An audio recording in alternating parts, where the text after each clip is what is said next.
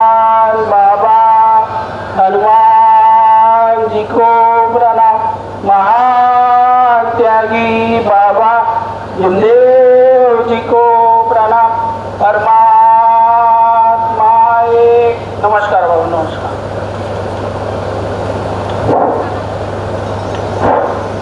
परमपूज्य परमात्मा सेवक मंडळ नागपूरच्या वतीने बाबाच्या आदेशाप्रमाणे आज कारणी या परिसरात भव्य सेवक संमेलन सुरू आहे। या सेवक संमेलनामध्ये भगवान बाबा हनुमानजी उपस्थित आहे, त्यांना माझा प्रणाम। त्याचप्रमाणे महान त्यागी बाबा जमदेवजी सुद्धा उपस्थित आहे, त्यांना माझा प्रणाम। त्याचप्रमाणे आपली सर्वांची लाडकी वाराणसी आई सुद्धा उपस्थित आहे, आईला सुद्धा माझा नमस्कार। त्याचप्रमाणे परमपूज्य परमात्मा सेवक मंडळाचे अध्यक्ष व आजच्या या चर्चाबद्धचे अध्यक्ष सन्माननीय आदरणीय गायधरे साहेब उपस्थित आहे, याला सुद्धा माझा नमस्कार।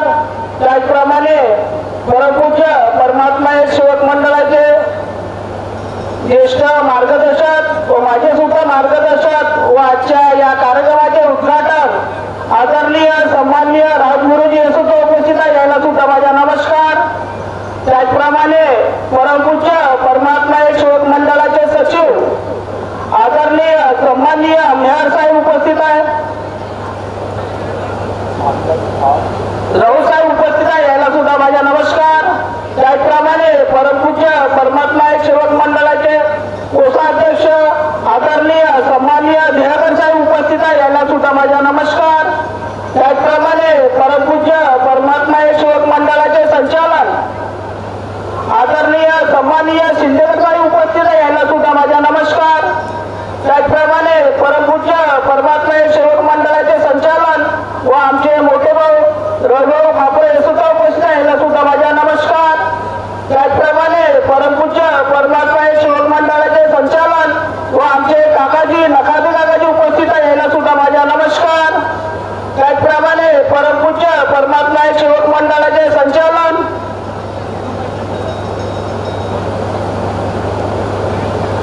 जितकरे साहेब उपस्थित आहे, याला सुद्धा माझा नमस्कार।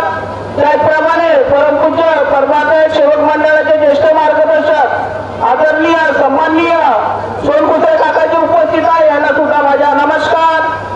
त्याचप्रमाणे मंचवर बसलेले सर्व माझे पदाधिकारी, सर्व मार्गदर्शक, सर्व कार्यकर्ता, सेवक सेविका, बालगोपाल सर्वांना माझा नमस्कार। त्याचप्रमाणे आजचे संचालन आदरणीय आमचे मोठे भाऊ संदीप भाऊ काले, याला सुद्धा माझा नमस्कार। ही बैठक 4 तत्व 3 शब्द 5 नियम व शेवटला आलेले अनुभव मागपर एक सुटलं। ज्या पटलावर आपल्या या बाबाच्या भव्य सेवक संमेलन कार्यक्रमाचे सुरू आहे, आमचे मोठे भाऊ पुढे भाऊ, याला सुद्धा माझा नमस्कार। ही बैठक 4 तत्व 3 शब्द 5 नियम शेवटला आलेले अनुभव मला संचालना अध्यक्ष साहेबांना सर्व आयोजकांना मला इथं संधी दिली, त्याच्या मनापासून आभार। ही बैठक 4 तत्व 3 शब्द 5 नियम शिकवलेला आले अनुभव, कारण की वेळ बराचसा झालेला आहे, तरी पण मला इथं बोलण्याची संधी मिळाली, तरी पण मी जास्त वेळ न घेताना आपल्या परिवाराला म्हटला 10 मिनिटांमध्ये अनुभव इथं तुमच्यासमोर सादर करणार आहोत। कारण की जेव्हा माणूस या मार्गाशी जुळतो तेव्हा दुःखी होतो। दुःखी कशासाठी होतो आणि त्याच्या मागं काय व्यसन असते?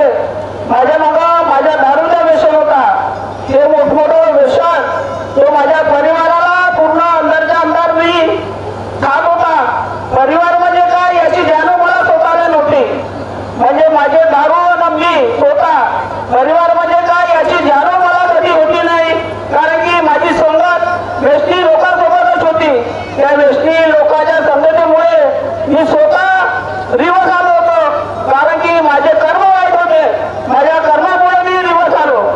कारण की जेव्हा संगत त्या हिशोबानं राहील, त्या हिशोबानं समोर माणसाची प्रगती होईल। माझी संगत फक्त व्यसनी लोकांसोबत होती, पण मला कधी कधी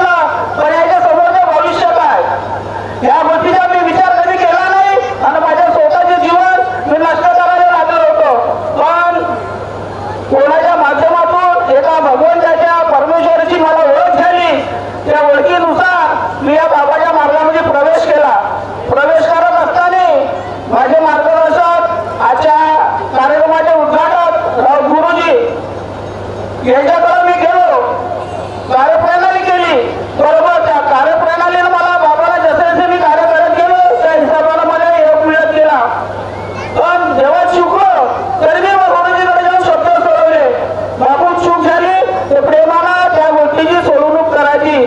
भगवंत हा आपला दयाळू आहे म्हणे, ते आपल्याला कुठं ना कुठं माफ करून म्हणे की त्याच्या शब्दामुळे समोर चालत गेलो. आणि जसा जसा माझा परिवार मी स्वतःमध्ये बदल आणला, त्या बदल आणल्यामुळे माझ्या धीरे धीरे परिवारामध्ये प्रगती होत गेली.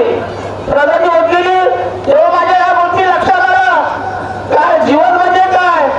कारण की माणसाची लाईन अगर सही सरळ नाही तर माणसाला कुठे सुद्धा धक्का लागत नाही.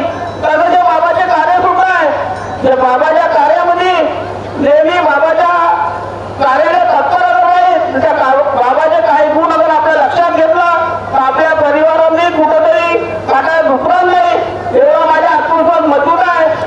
काही गोष्ट येतच, कारण की बाबांना आपल्याला सर्वांना शिकवलं आहे का तुझ्यापाशी चला जगा बुललासी.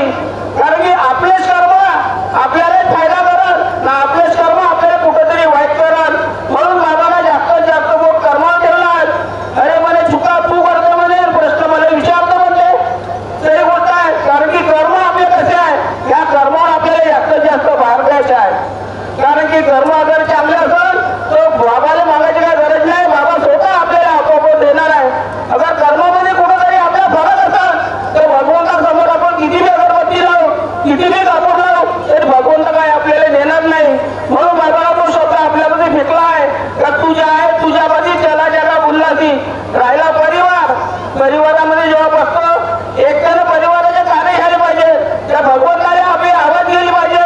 ते भगवंता मी नाव तू आहे, हे जे काय घडलंय बाबा हे तुझ्यामुळे घडलंय, माझ्यामुळे नाही घडलंय. मी एक निमित्त बाबा का तुझे कार्य मी घडून आलो. बाकी परमेश्वर मी तुझ्यावर सोपवलेला आहे, जे तू करशील ते मला मान्य नाही बाबा.